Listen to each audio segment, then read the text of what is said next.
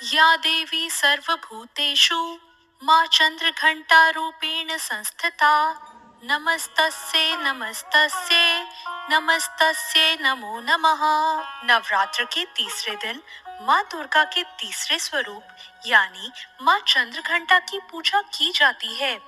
जो लोग दाम्पत्य जीवन में हैं, उनको तो माँ चंद्रघंटा की पूजा अवश्य करनी चाहिए, क्योंकि इनकी पूजा करने से दाम्पत्य जीवन सुखमय होता है। देवी की कृपा से व्यक्ति को सुख और समृद्धि की भी प्राप्ति होती है। माँ चंद्रघंटा के मस्तक पर घंटे के आकार का अर्ध चंद्रमा विराजमान है, इसलिए इनका नाम चंद्रघंटा पड़ा।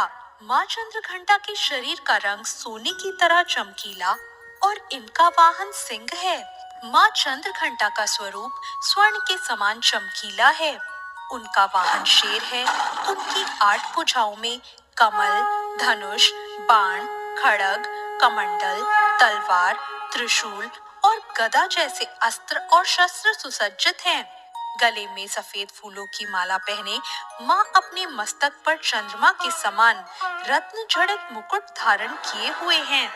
वो सदैव युद्ध की मुद्रा में रहते हुए तंत्र साधना में लीन रहती हैं। माँ चंद्रघंटा माता पार्वती का ही रौद्र रूप है। राक्षसों के अत्याचार से मुक्ति दिलाने के लिए माँ पार्वती ने युद्ध करने के लिए इस रौद्र रूप को धारण किया था। माँ चंद्रघंटा की कथा इस प्रकार है। पौराणिक कथाओं के अनुसार जब महिषासुर ने तीनों लोकों में आतंक मचाना शुरू कर दिया, तब सभी देवताओं ने ब्रह्मा, विष्णु और महेश से सहायता मांगी।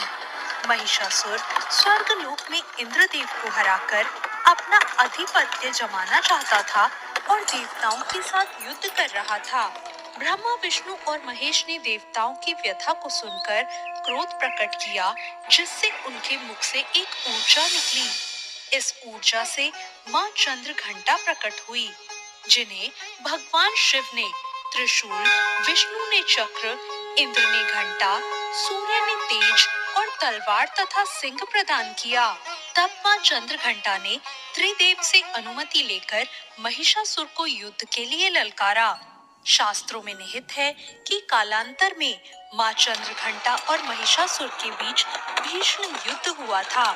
इस युद्ध में माँ के प्रहार के सामने महिषासुर टिक न पाया और उस समय महिषासुर का वध करके माँ ने तीनों लोकों की रक्षा की थी। तीनों लोकों में माँ के जयकारे गूंजने लगे और कालांतर से माँ चंद्रघंटा की पूजा उपासना की जाने लगी। माँ अपने भक्तों के सभी दुख हर लेती है और साथ ही उन्हें सुख, समृद्धि और शांति भी प्रदान करती है।